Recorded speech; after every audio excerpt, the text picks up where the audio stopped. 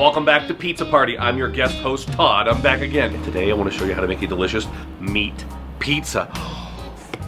Woo! Yeah! Join me!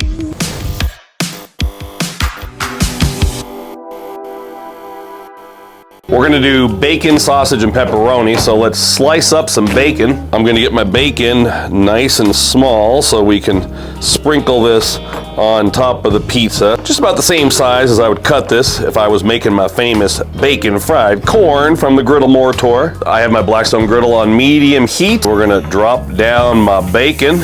And I have some great Italian sausage from a Denver sausage maker. I'll just put down enough for one pizza.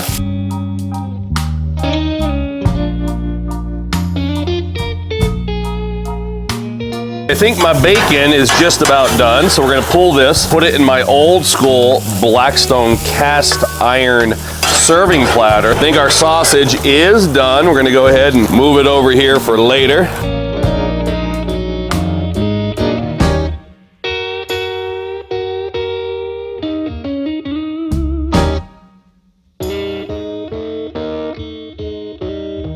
Okay, it's still winter time here in Colorado. I'm using one of those DeLallo pizza dough kits again.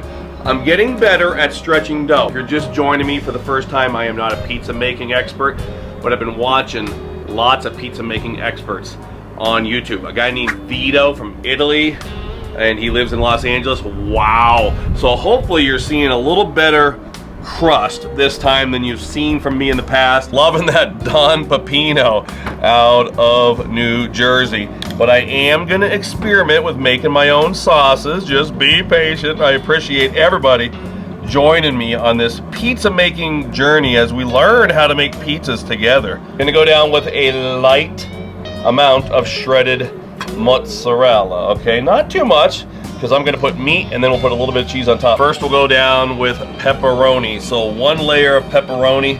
I'll space it out a little more than what I would if I was doing just a normal pepperoni pizza. That way we have plenty of room for my bacon and my sausage. Down with that Italian sausage, which is looking delicious.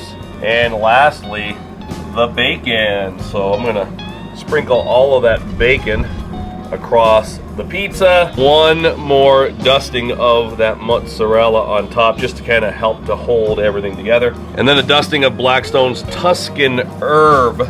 Oh, this stuff is so good. I love to put a little bit of seasoning on top of my pizza.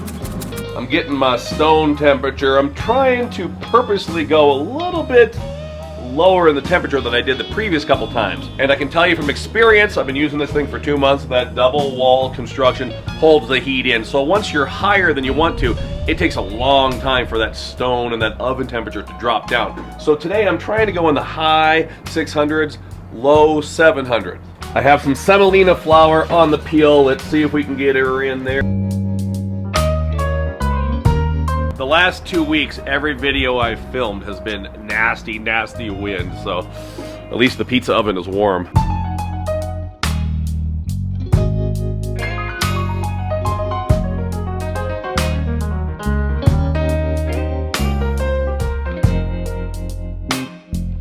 This is a trick I learned from Blackstone Betty. I saw everybody using this on social media about a year ago, so I bought one. Totally unimpressed. Did not like Mike's Hot Honey. Are these people nuts? What are they thinking? Then I was on location with Blackstone Betty, and she put this on one of her sausage pizzas.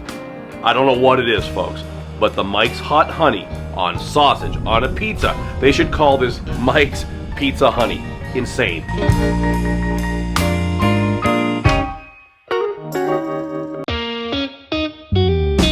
Trying to get myself a thumbnail photo.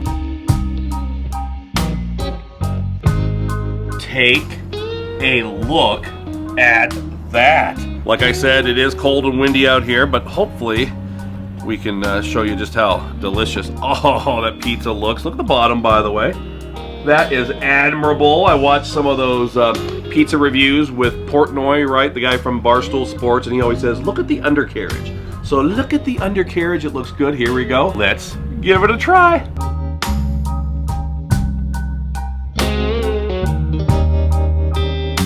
The The different kinds of meat, so good. And I don't know what it is, so a shout out to Blackstone Betty for teaching me about the hot honey. That is one delicious pizza, case closed. I hope it looked as good on camera as it did here in person. It was tasty. Make sure you visit us at blackstoneproducts.com, everybody. Thanks for joining me on Pizza Party.